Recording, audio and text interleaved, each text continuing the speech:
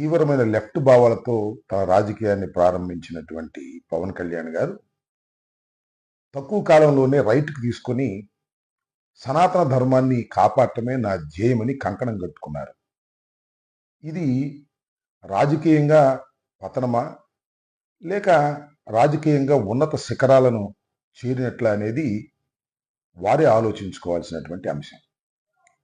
తొలిగా CPI, CPM కమ్యూనిస్టులతో జతగట్టి రాష్ట్రమంతా పోటీ చేసి ఒక్క సీటు కూడా గెలుచుకోలేక చివరికి తాను పోటీ చేసిన 2 సీట్లలోనూ ఓటమి పాలయ్యారు. ఆ తరువాత కూటమిలో చేరారు. బీజేపీతో, తెలుగుదేశంతో జతకట్టి 21 సీట్లకు పోటీ చేసి 21 సీట్లు గెలుచుకోవటమే కాకుండా తన కూటమిని అధికారంలోకి తీసుకురావడంలో కీలక పాత్ర పోషించారు అనేది ప్రజలు అనుకుంటున్నటువంటి అంశం. ఆ తర్వాత ఉప ముఖ్యమంత్రిగా వెళ్ళారు. ఇది మాత్రం తప్పనిసరిగా లెక్కల ప్రకారం చూస్తే ఎదిగినట్టే లెక్క. అది నిజంగా బలమా? లేక ప్రభుత్వ వ్యతిరేకత కూటమి బలంతో వాపుగా మారిందా అనేది కాలమే నిర్ణయించాలి తప్ప ఇవాళ నిర్దిష్టంగా మనం చెప్పలేం. అయితే అసలు విషయం ఏమిటంటే ఒక అనూహ్యమైనటువంటి పరిణామం. నాగబాబు గారు మంత్రివర్గంలో చేరబోతున్నారనేది ఒక దృఢమైన వార్త ఇవాళ వెలుగులోకి వచ్చింది. చంద్రబాబు నాయుడు గారే దాన్ని ప్రకటించారు. ఇక్కడ చాలా కీలకమైన నిర్ణయం ఇది. ఎందుకని కీలక నిర్ణయం అంటున్నానంటే నాగబాబు గారు అనకాపల్లి నుంచి పోటీ చేసి పార్లమెంటుకు వెళ్ళాలని ప్రయత్నం చేశారు. కొన్ని కారణాల వల్ల ఆయన వెళ్ళలేకపోయాడు. ఆ తర్వాత మన రాజ్యసభకి వెళుతారని అందరూ ఆశించారు. పవన్ కళ్యాణ్ గారు కూడా ఆయన రాజ్యసభకు పంపిస్తారని భావించారు. కానీ సతీష్ అనే తెలుగుదేశం వ్యక్తిని పార్లమెంటుకు పంపేందుకు చంద్రబాబు నిర్ణయం తీసుకొని కాంప్రమైజింగ్గా ఈయనకి ఎమ్మెల్సీ ఇచ్చి రాష్ట్రంలో మంత్రివర్గంలోకి తీసుకోవాలని నిర్ణయించినట్టుగా మనకు అర్థమవుతుంది. ఇది ఏ విధమైనటువంటి నిర్ణయం? దీనివల్ల కళ్యాణ్ గారు కళ మరింతగా పెరుగుతుందా లేక కళ తప్పుతుందా అనేది ఇక్కడ లోతుగా ఆలోచించుకోవాల్సినటువంటి అంశంగా నేను భావిస్తున్నాను. ఎందుకంటే ఈ రాష్ట్రంలో చాలామంది పవన్ కళ్యాణ్ గారి మీద ఆశ పెట్టుకున్నారు. 21 సీట్లు గెలుచుకుంటే 3 మంత్రులు అయ్యారు. ఇంకా బీసీలు ఉన్నారు, ఇంకా ఇతర సామాజిక వర్గాలు ఉన్నారు. నాకు ఒకటి గుర్తొస్తుంది. మా గుంటూరుకు సంబంధించి బొనబోయిన శ్రీనివాస్ అని కాంగ్రెస్ పార్టీలో కూడా ఉండేవాడు. ఆ తర్వాత పవన్ కళ్యాణ్ గారు పార్టీ పెట్టిన తర్వాత దూకుడుగా ఆ పార్టీలో చేరి ఆ పార్టీలో శ్రమించాడు. ఒకానొక సందర్భంలో అతనికి బుడ కారు ఉంటే బాగుంటుంది, అతను మంత్రి అయితే బాగుంటుంది అని బహిరంగంగానే చెప్పారు. మరి అలాంటి వాళ్ళు చాలా మంది ఉన్నారు ఈ రాష్ట్రంలో. చాలా మంది పవన్ కళ్యాణ్ గారి మీద ఆశ పెట్టుకున్నారు. ఆ ఆశలన్నీ అడియాశ చేసి తన అన్నని మంత్రివర్గంలోకి తీసుకోవటంలో సఫలమయ్యాడు అని అనుకుంటున్నారు. అది సఫలమా లేక సుదీర్ఘ కాలంలో విఫలమా అనేది మనం ఇక్కడ ఆలోచించుకోవాల్సినటువంటి అంశం. మనం కాదులే, ఆయన ఆలోచించుకోవాల్సిన అంశం. ఇప్పుడు తాత్కాలికంగా విజయం సాధించినట్టుగానే భావించాలి. ఎందుకంటే అన్నను మంత్రివర్గంలోకి తీసుకురావడం, దానితో పాటు ఒక కీలకమైన శాఖను కూడా ఆయన కట్టబెట్టేటటువంటి ప్రయత్నం చేయటం అనేది తాత్కాలికంగా విజయంలాగానే కనిపించవచ్చు. కానీ సతీష్ని కేంద్రానికి పంపటానికి దీన్ని ఉపయోగించుకున్నారా చంద్రబాబు నాయుడు గారు? లేకపోతే చంద్రబాబు నాయుడు గారికి ఒక దీర్ఘకాలికమైన వ్యూహం ఏమైనా ఉన్నదా అనేది చర్చనీయాంశంగా మారింది. ఏమిటా దీర్ఘకాలికమైనటువంటి వ్యూహం?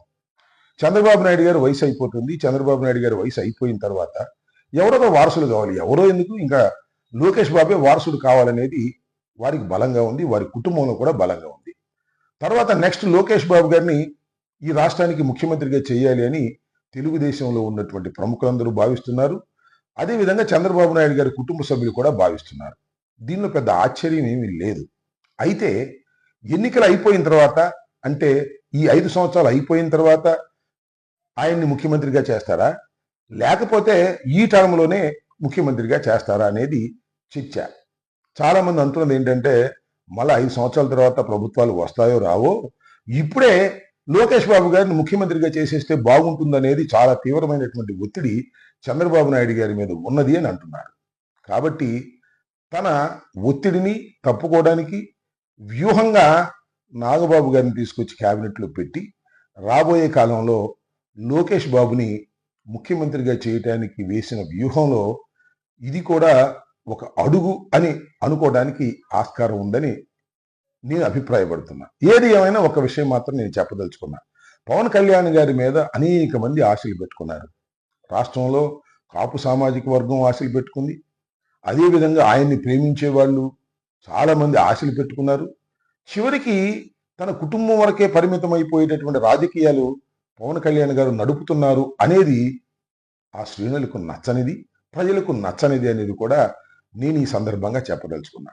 ఏది ఏమైనా ఈ నిర్ణయం వల్ల పవన్ కళ్యాణ్ గారు కళ తప్పుతున్నారని, రోజు రోజుకి పవన్ కళ్యాణ్ గారు తన యొక్క విధి విధానాల పట్ల సక్రమంగా ఉండటం లేదు అనేటువంటి భావన రాష్ట్ర ప్రజల్లో, అదేవిధంగా ఆయన అభిమానుల్లో, జనసేనలో కలిగే అవకాశాలు ఉన్నాయనేది నా అభిప్రాయం.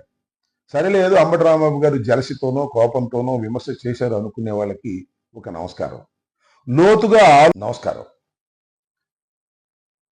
చెగువీర అంటూ తీవ్రమైన లెఫ్ట్ భావాలతో తన రాజకీయాన్ని ప్రారంభించినటువంటి పవన్ కళ్యాణ్ గారు తక్కువ కాలంలోనే రైట్కి తీసుకొని సనాతన ధర్మాన్ని కాపాడటమే నా ధ్యేయమని కంకణం కట్టుకున్నారు.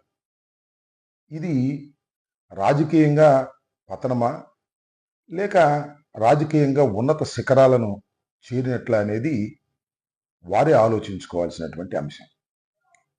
తొలిగా సిపిఐ, సిపిఎం, కమ్యూనిస్టులతో జతగట్టి రాష్ట్రం అంతా పోటీ చేసి ఒక్క సీటు కూడా గెలుచుకోలేక చివరికి తాను పోటీ చేసిన 2 సీట్లలోనూ ఓటమి పాలయ్యారు. ఆ తరువాత కూటమిలో చేరారు.